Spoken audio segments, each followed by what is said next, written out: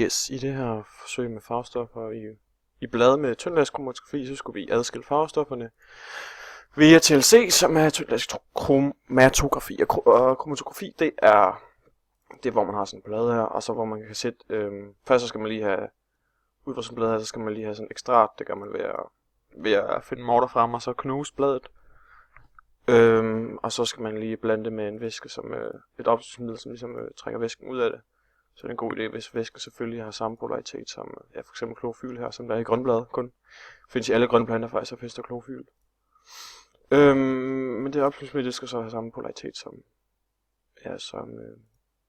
de farvestoffer, som vi nu er interesseret i. Det vil sige, det her molekyl, det er jo enormt stort, og man kan allerede se her, at de er i hvert fald, faktisk er som de er upolære, hedder det. Så vores opløsningsmiddel, det er i det her forsøg også upolært, så man kan trække det ud af bladene. Ja, så når vi trykker ud af bladene, så hælder vi sådan en lille plet på her. Det er sådan en kromatografiplade, meget porøs, så falder dem fra hinanden. Den sidder på sådan en startlinje, som man ligesom kan se fra, fordi når den så kommer ned i det her, den kommer ned i sådan en kar, og så hælder man noget, der hedder løbevæske i, som ligesom den trækker op igennem pladen. Og så fordi løbevæsken den har samme polaritet som selve, som selve pigmenten hernede, det her vi trykker ud af planten, det her ekstrat, så trækker det op igennem pladen, og så skubber det ligesom det her pigment med en lille rik af sådan bladsaft. Ekstrat. Yes, og det har vi så gjort. Og vi har så fået de forskellige værdier her, for forskellige slags blade, grøn, gul, rød. Og som man kan se her, ved grøn, så kommer der, selvfølgelig lysegrøn, og der kommer grøn ekstrat ud, og her ved gul, så kommer der lysegul ekstrat ud. Men her ved den røde, for eksempel, der kommer der grøn ekstrat ud, og det er fordi, at rød farvestof, det ikke er upolært, det er derfor vi ikke kunne trække det op, eller trække det ud med opløsningsmiddel, så opløsningsmiddel, det gik ind i kun efter klorofyl, som stadig var i bladet. Det røde, som det var stadig på bladet, stadig primært rødt. Så træk det bare noget af det gule, eller det noget, den noget grønne farve ud. Yes, og så giv pletterne S.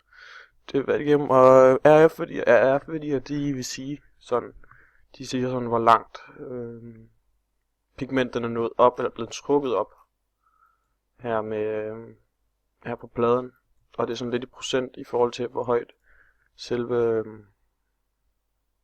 selve løbevæske er kommet op. Så den er kommet 11,8%. Den er lysegrønne plet her. Den er kommet 11,8% op på pladen i forhold til væskeformen. Og det er egentlig generelt det betyder.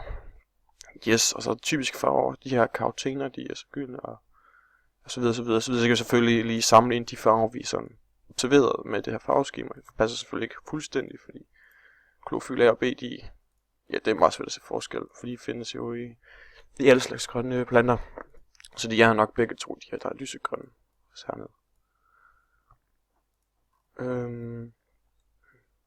Ja, hvad kan man have for at slutte om polariteten i de forskellige pigmenter i jeres planteekstrat? Jamen, de er selvfølgelig, som sagt, tidligt upolære, ellers så vil de ikke løbe op her med løbevæsken.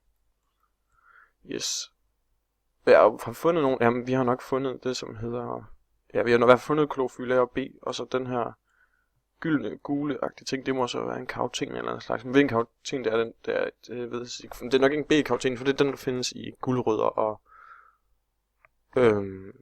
andre grøntsager faktisk. Primært røde og gule grøntsager. Så det er nok heller ikke den. Altså hvilken en karoten det lige er, det ved jeg ikke. Men vi har primært fundet klorofyler A og B. Jeg kunne selvfølgelig godt være en af de andre, men ja, det kunne egentlig godt være xanthofyl. Ja, det er nok xanthofyl, som egentlig er i det gule blad. Ja. Og i så fald, ja, polariteten i klorofyl, det er jo i hvert fald, den er i hvert fald upolær. Kan vi se her.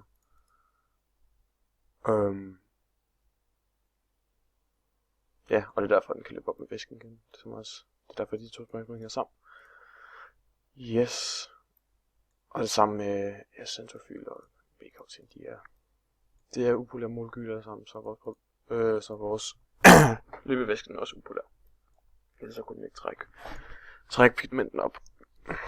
Yes, og forskellen mellem de her to molekyler, det er, man kan se her, de forskellen ligger herude på den her gruppe her. Og det er egentlig, ja, det er stort set det i molekylet. Men det så gør, det er, at de absorberer selvfølgelig forskellige sollys. Det er også derfor, man kan se hernede, at den ene er blågrøn, og den anden er gulgrøn. Og det er selvfølgelig lige fordi, de absorberer forskellige lys. Så de her to forskelligheder, de gør alligevel noget for bladets farve. Yes, og så var der også det med, at hvis man ændrer pH for klorofyl, hvad der så vil ske om umiddelbart, så på grund af, eller hvad den hedder, metal, den her, det er spændingsrækken, vi skal se på, ja. Så vi kan se her, så er magnesium utrolig reaktiv. Det vil sige, hvis vi putter en syre, hvis vi putter ned med syrlig, hvad det hedder, syrlig, hvad hedder det, situation, eller syrlig, hvis man blander den her med syre, så pH falder, så vil magnesium ligesom forsvinde, og så vil molekylet være noget helt andet. Og jeg har ladet mig fortælle, at det her klorofyl A, i hvert fald, det bliver mørkegrønt. Jeg ved ikke, hvad der sker med klorofyl B. Og modsat, hvis man putter en base i, så forsvinder nogle af metylgrupperne. Ja, og så hvis man putter den i base, hvis man får pH til at stige for den, så ja, så skal finde nogle af de her, hvad det hedder,